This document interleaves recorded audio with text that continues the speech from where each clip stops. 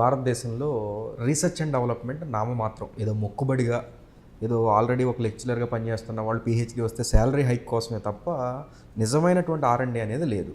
మరి ఈ నేపథ్యంలో ఈ కొత్త విద్యా విధానం ఆర్ఎండికి ఎలాంటి ఆవశ్యకత ఉండేట అవకాశం ఉంది? ఒక కీలకమైన అంశం ఏంటంటే, మొదటి నుంచి మనకి పరిశోధన ఆర్ఎండి అన్నది యూనివర్సిటీల నుంచి చాలా మేరకు దూరం చేసి ఒక జాతీయ సంస్థలు పెట్టాం. ప్రతి రంగంలో కూడా ఈ రీసెర్చ్ కోసం చెప్పి ప్రత్యేకంగా సంస్థ పెట్టాం. మొదట్లో బాగా అనిపించింది. కాలక్రమేణా ఏమైంది, ఒక బ్యూరోక్రసీ లాగా తయారైపోయింది. ప్రభుత్వ ఉద్యోగులు, వాళ్ళ ర్యాంకులు, వాళ్ళ ప్రమోషన్లు, నీ స్థాయి ఎక్కువ, నా స్థాయి ఎక్కువ, నీ జీతం ఎక్కువ, నా జీతం ఎక్కువ, ఇది తప్ప అసలు ఏ ప్రయోజనం కోసం పెట్టామో అది చాలా మేరకు తగ్గిపోయింది. ఒక ఇస్రో లాంటి సంస్థలు తప్ప, కొంతమేరకు భారత్ లాంటి సంస్థలు తప్ప, బాబా అటామిక్ రీసెర్చ్ సెంటర్, మిగతావన్నీ కూడా రీసెర్చ్ అనేది ఐఐసిటీ కొంతమేరకు పర్వాలేదు. కానీ చాలా మేరకు ఈ పరిశోధన సంస్థలు నిరర్థకం అయిపోయినాయి. రెండు పనులు జరగాలి. ఒకటి, యూనివర్సిటీలు పరిశోధన కేంద్రాలు కావాలి.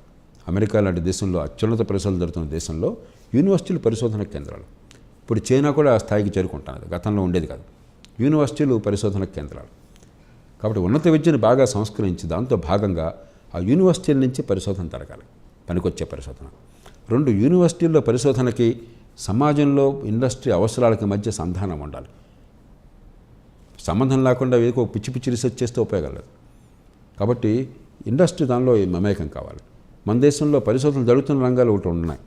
ఉదాహరణకు ఫార్మా రంగం బాగా చేస్తున్నారు. ఎందుకని? అంతర్జాతీయ మార్కెట్లోకి వెళ్ళాలంటే మీరు కూడా కొత్త పరిశోధనలు చేసి కొత్త మందులు కనుక్కోవాలి, అలాగే కొత్త ప్రక్రియలు కనుక్కోవాలి. ఆ మందుల ఉత్పత్తిలో ప్రపంచంలో నిలదొక్కోవాలి. అలా కొంతమంది ముందు చూపిన సంస్థలు, రెడ్డి ల్యాబ్స్ ఉంది. అలాగా రీసెర్చ్ ఆర్ఎండిలో ముందుకు చేరినటువంటి సంస్థల్లో రెడ్డి ల్యాబ్స్ ఒకటి.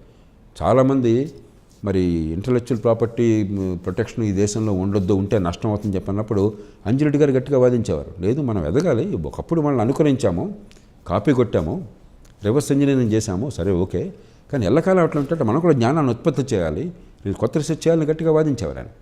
కాబట్టి కొన్ని అలాంటి సంస్థలు కొన్ని ప్రయత్నాలు చేస్తున్నాయి.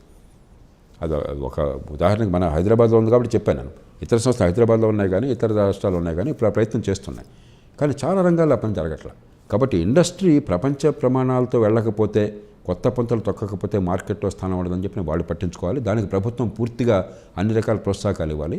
రెండు, ఇండస్ట్రీతో అనుసంధానమై యూనివర్సిటీల్లో పరిశోధన ఉండాలి, పనికొచ్చే పరిశోధన ఉండాలి. ఊరికే పబ్లిషింగ్ కోసం పరిశోధన కాకుండా సమాజానికి, ఉత్పత్తి క్రమానికి పనికొచ్చే పరిశోధన జరగాలి. ఆ రెంటికి కూడా ఉన్నత విద్యలో సంస్కరణలో భాగంగా ఒక ప్రయత్నం చేస్తున్నారు. ఎందుకంటే ఐటీఐ అయితే ఆ స్కిల్ ఉంది కాబట్టి చేతులతో పనిచేయగలిగా ఉద్యోగం ఇస్తున్నాడు. ఇంజనీరింగ్ వేస్ట్, కాగితం మీద డిగ్రీ ఉంది, అంత ఎందుకు పనికిరాడు. కాబట్టి విద్య ఏదైనా కూడా ముందు నైపుణ్యం అందాలి.